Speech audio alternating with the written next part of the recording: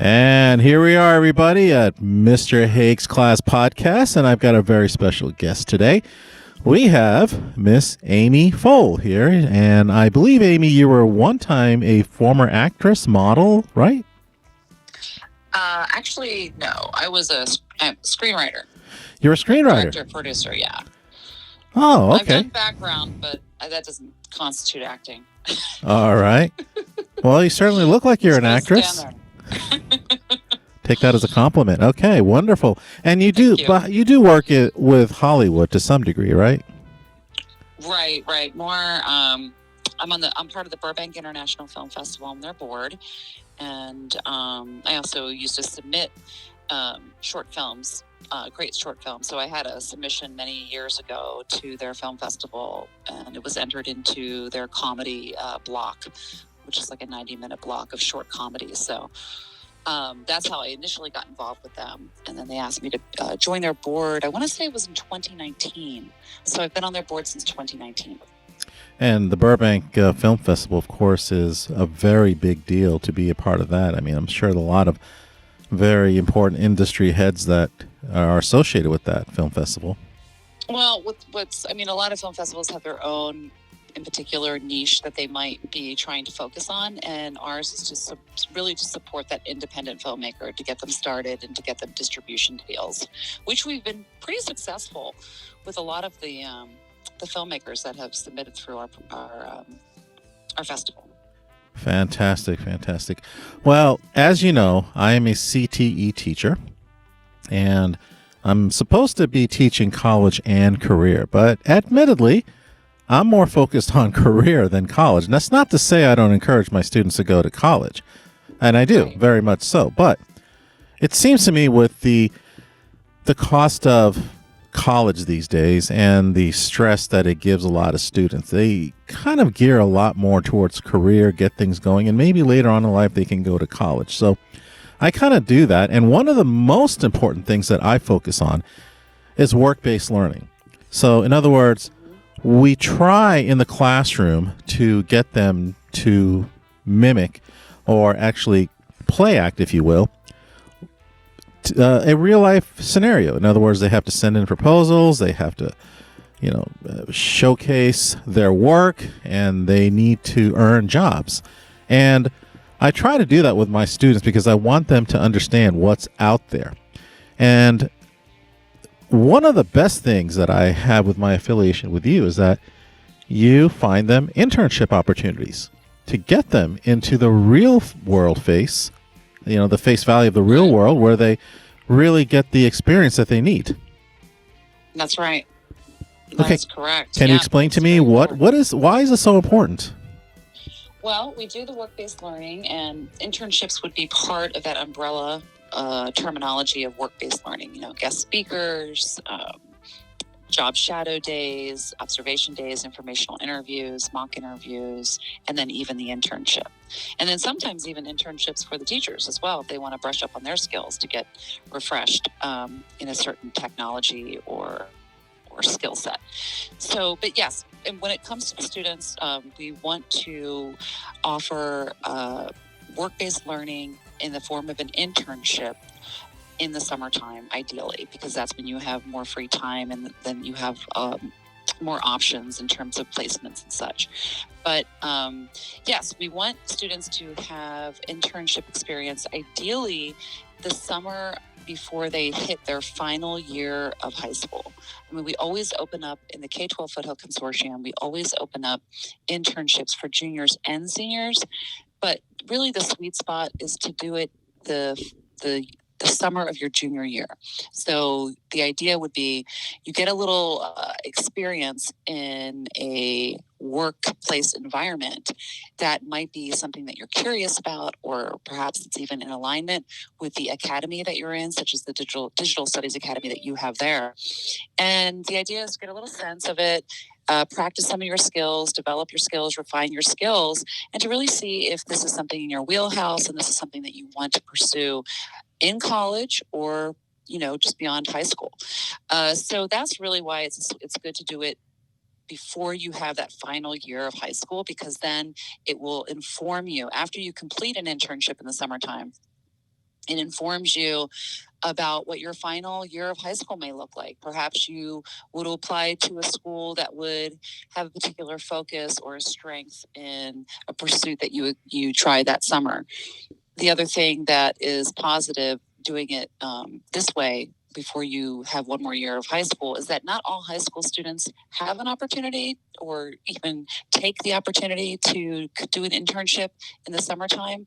So if you do that the summer before you hit your senior year of high school, you now have something to put on all your college applications that you've done an internship in high school, which would set you apart from other candidates that are applying to their school. You will also have a letter of recommendation, ideally, in a perfect world, from your internship host. And then in many cases, our internships turn into jobs.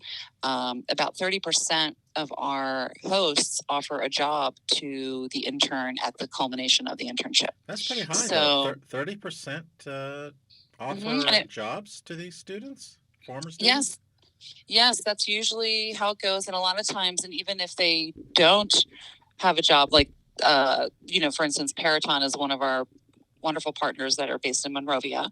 And they said, I would love to hire him. He just has to go through college first. But, so our interns have always left a really positive impression on the business community in the region. And that's the thing. These are local businesses.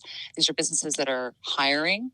And it's really nice to start your networking in high school. And also, these people can serve as mentors for you as you're going through programs or you're picking a program. Maybe you would ask your internship host that was your supervisor what colleges to consider. And they may have been through a particular program and they could weigh in for you and become another guide for you as you're making such big decisions. Because college is a big decision. It is a big decision. It's an expensive decision too, as you know. But let me ask you this though: what skill sets? In other words, okay, you offer internships, and what skill sets do most of these companies want to see or seek out from these students? In other words, I don't see many internships for biology for high school students or English or history, but I do see some for the courses that I teach and maybe even medical. So my question to you is, what skill sets do most of these workplace, or at least the people that you know, what do they look for?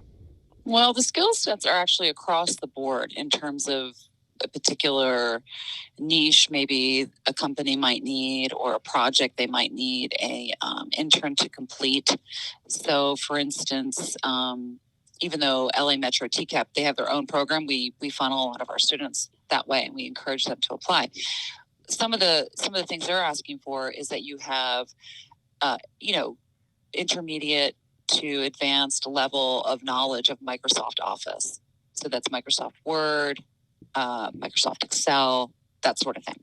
So, it's across the board depending, but, one thing I can say that's universal is to have what we call soft skills. A lot of people, that's kind of like the terminology, but those are just like, communication skills, being able to work as a team with other people, actively listen to others, being reliable, just kind of those basic skills that we get along the way as we're in school. I mean, those are always the universal need. Every company, even a construction company that reached out to me recently, is in dire need of experienced and inexperienced people. But the bottom line is that we need people with positive attitudes. Right. And because let me ask you that this, can really though. impact a workplace, as you know. Yeah, and let me ask you this though. Okay, so you bring up something that kind of make me think a little bit, because the program that I teach focuses mostly on Google applications. In other words, Google Docs, Google Spreadsheets. And you mentioned Microsoft. And we don't really teach Microsoft. Should we? Yes, because still a lot of companies are not on Google, for one reason or another. And so, Los Angeles Metro, they are using 2010 Microsoft Office suite.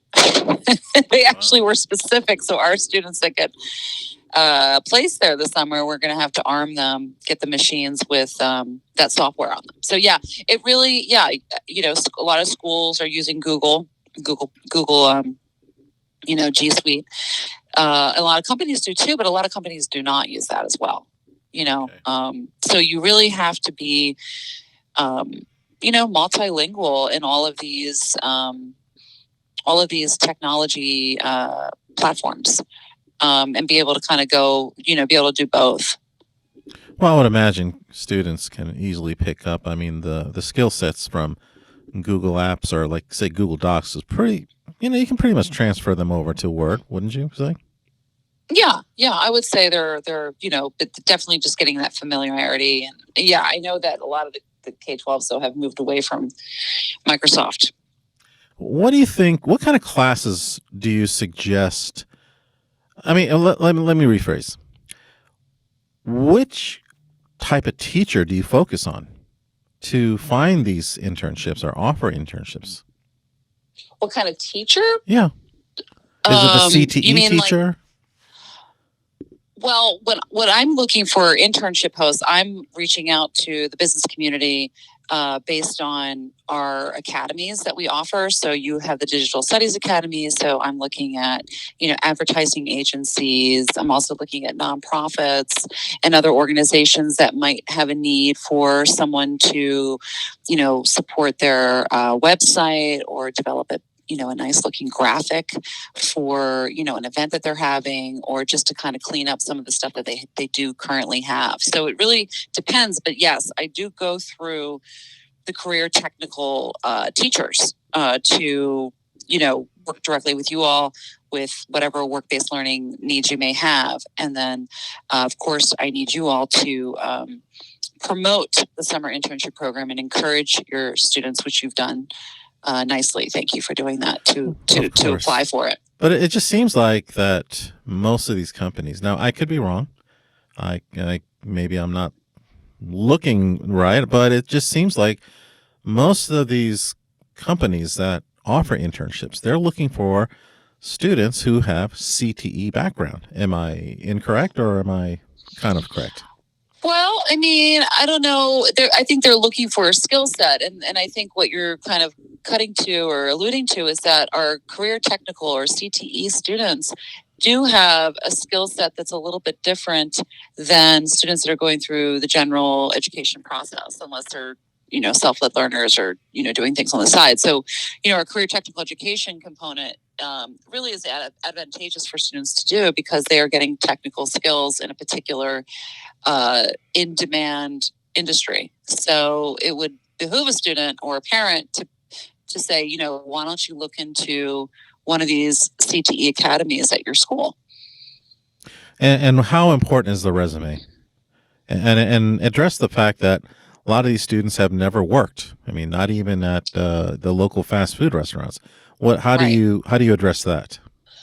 Well, the resume is important. That is a document that, is just a quick one sheet. So, internship hosts and employers, because we're also pivoting to that as well, can just get a synopsis of who you are very quickly at a glance.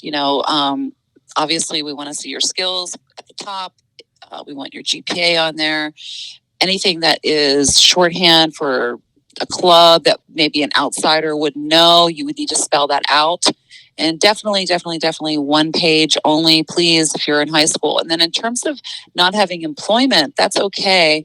There's a lot of students, you need to show the clubs that you're in at school and outside of school. Perhaps you're actively involved in your church, that sort of thing. There's a lot of programs out there. A lot of kids also volunteer, and then there's a lot of kids that work, or not necessarily get paid to work, but perhaps they have a lot of responsibilities, and they're like overseeing like their siblings, and they're the ones coming home and making sure their younger sibs are getting a snack and getting started on homework, and perhaps they're getting dinner ready for the family, that sort of thing. So for folks that are students that don't have an opportunity to take advantage of some of the extracurriculars that are out there because they're essentially helping mom and dad out, I say put that down on your resume as like household manager. Interesting. Because that is showing a lot of responsibility, and a lot of times, students don't have the opportunity to, take advantage of some of the clubs and the sports and that sort of thing because they have obligations at a very young age. And so, you want to reflect that to say, look, this is what I do after work or after school. And I would imagine a lot of these companies pretty much understand that because, I mean, a 17-year-old kid may not have everything you want or desire, but I mean, these companies can actually, they look to develop. Because I'll tell you, as a business owner myself, the real most important thing that I look for is enthusiasm, the willingness to learn, the willingness to grow. Mm-hmm. I can teach you everything you need to learn. You just have to be willing to do so. And then Right. you can climb up the ladder of the company if you choose so. Exactly. I mean, there's just so much opportunity, and we're just so lucky to be where we're also located geographically as well, with all the opportunities that we have here in Southern California. So do these companies look for report cards? I mean, do they look for great? I mean, you said GPA. They love to see a good GPA. I mean, that obviously translates. And actually, a lot of times when students sometimes students have perfect attendance, or they've received perfect attendance in the past, that's actually translates into a great employee. So any kind of accolades like that, obviously a good GPA, anything 3.0 or higher, put it on your resume in your education section. If it's below that, you can just leave it off for now until you boost it. And of course, if you're in honors classes, or like I said, the clubs, or even like a CTE, like if you have industry certificates, for instance, a lot of times, I know the medical academy, they get, I believe, CPR and first aid. So that's something that translates directly into the workforce as a need for lifeguards and, camp counselors and childcare, et cetera. So, and I don't know, are you guys doing, is it digital? You guys have you have one industry certificate at this point, right? Actually, in the digital certificate, I mean, the digital world, the digital media arts world, I rarely see certificates. There used to be the Adobe certified educator. Right. I mean, quite honestly, in my field, we don't really put much value into certificates. We like to see the degrees. But the most important thing is the portfolio. Have you done work? We want to see experience. How good are you? How talented are you? Because when I was interviewing people, the first thing I would ask for is, let me see your resume. I mean, if they show me a certificate to some degree, it's not going to hurt them. In fact, it may actually kind of move them up a notch or two because they are eager to learn. That's really what it shows, that's your eagerness to learn and grow in the field. But 90% of the weight goes towards your portfolio for my field. Now, certifications may be something for the engineering academy or the robotics academy or something like that. Of course, definitely EMS and medical have its share of certifications, but for digital media arts, not necessarily. That's why Adobe kind of gave up on that. They kind of like shut that down. So, but I mean, like I said, it doesn't hurt them. Right. And having to just, like utilizing InDesign and things of that nature, very helpful to get into these kinds of roles at these organizations all over Southern California, or at least in the Los Angeles area, San Gabriel Valley area. And how does the job outlook look out there for, say, someone straight out of high school? With just a high school diploma? Yeah. I mean, well, right now we're looking at, workforce shortages and that sort of thing. So for an entry-level position, it just really depends on the sector they're getting into. If they're going into, it just, they could definitely get an entry-level job depending on the sector because of the workforce shortages. So perhaps they could pick something up paying, $15, $18 an hour. But they may want to, like, I know we were talking about college and career, and I think that's kind of like they're not mutually exclusive. It's like we kind of do both, right? Mm-hmm. We explore careers as we continue to educate ourselves, and so you do a little dabbling, and so that's you kind of need both, right? Ongoing training and employment to have income. I mean, don't get me wrong. I encourage them for sure to pursue college. I mean, I'm very Right, any academic. kind of training. I think Any that's kind of kind of what training. you meant. Any kind of training. So the training could be I'm going to a 4 year. Training could be I'm doing a 2 year program. I'm doing a certificate, a 3 month certificate for you know dental hygienist, or I'm going to get a massage therapy license. It takes 6 months. Whatever it is that their direction is calling them at this time. Um, I would say they need to pursue it in that manner. Well, I'll tell you what, I would be more impressed if a high schooler got some form of certification as opposed to someone who's much older, because it just shows the enthusiasm amongst teenagers. Yeah, something that may or may not be there. And that's kind of what the move is with, the state of California in general, with the nudge to have more, dual enrollment courses available for high school students. The vision really would be for them to get an associate's degree while they're in high school.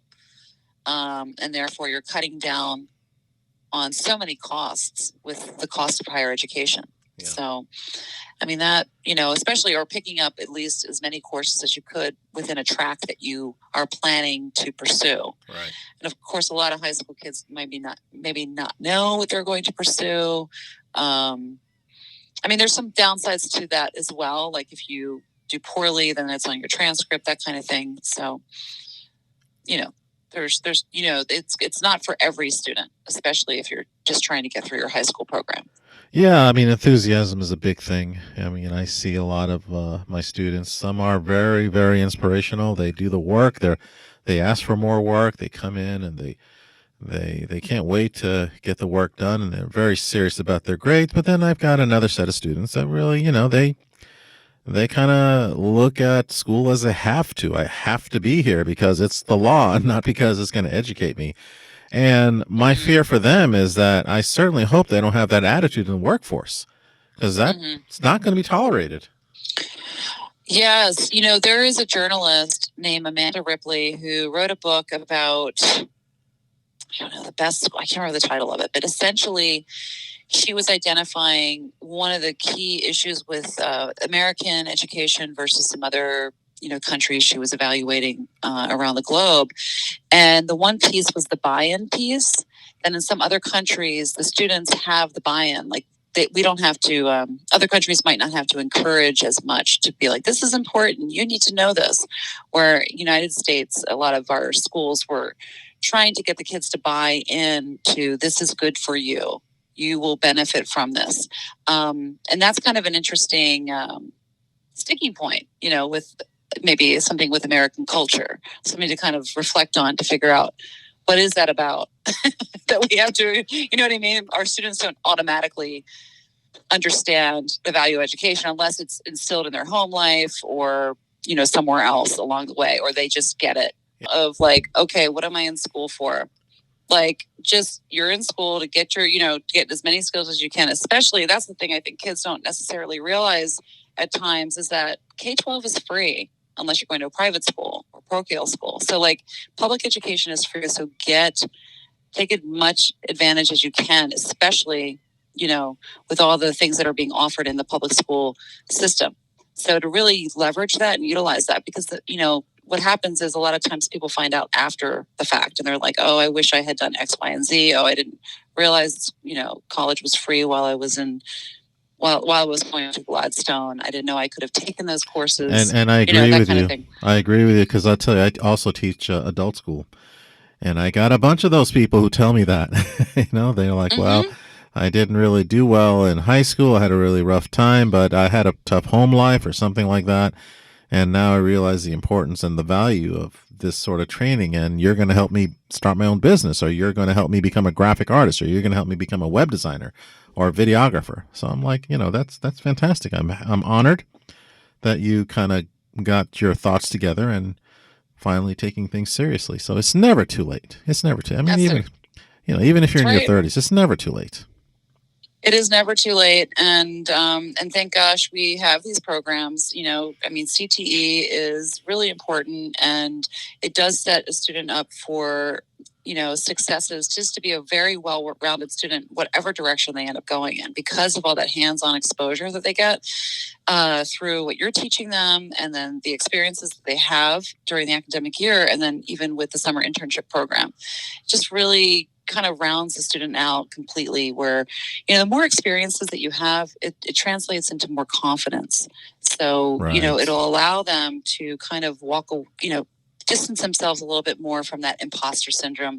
A lot of times it kind of tends to creep in when you have doubt or fear about something. And I think another thing that CTE allows a student to do is to take positive risks in their own development. And I think it supports that model of taking those positive risks and, growing and,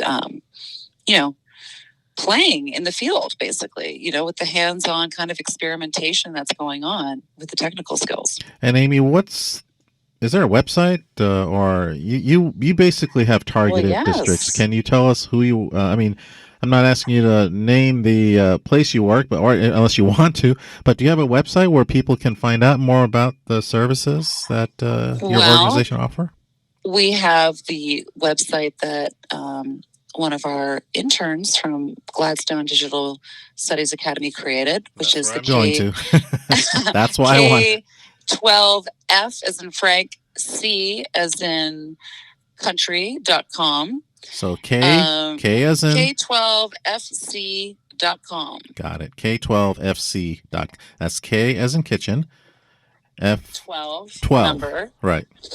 12, and then FC, which stands for Foothill Consortium. Got it. We figured that was too long, and anyone that wants to check that out, you can. And we also have a tab on the San Gabriel Valley Economic Partnership website under workforce development. So you can cruise over to the San Gabriel Valley Economic Partnership website as well, click on workforce development, or you can just go to the K12FC.com to see what we're up to. And Amy, I say that wholeheartedly. I truly appreciate all the work you've done. You've definitely changed lives, and you are definitely a visionary, and you see ahead where for some students, they don't see ahead. They think about their next meal on the table, but you help them see way, way past that. And I think that's a very important work that you do, and I honor that. I want to thank you for everything you've done in the last 2 to 3 years that we've worked together, and it's always a pleasure. I definitely hope that we can continue working together, because I believe my students can definitely benefit from your services. Oh, yes. We are looking forward to year 3 of the summer internship program. And, this year we are taking it to a new level with its internship and employment. Awesome. Depending. Yeah. So, because we know it's very important that kids do have food on the table, as you mentioned, and that they can bring in some money this summer to, support themselves, their family, whatever goals they may have. So I'm happy to do it. And I'm also not working by myself. My role is really just, intermediary to kind of stimulate the community and industry to come together with education and the students. So this is a village effort, basically. And that's what it takes to raise a kid these days. So, Amy, I want to thank you so much for your time and effort, and appreciate, of course, like I said, what you do. And I will be in touch. Thank you so much. All right. Well, everybody, that is Mr. Haig's Class Podcast for this episode. Terrific episode. Learned a lot from an expert. And, of course, if you have any questions, send me an email, mrhaigsclass@gmail.com. And that's it. Over and out.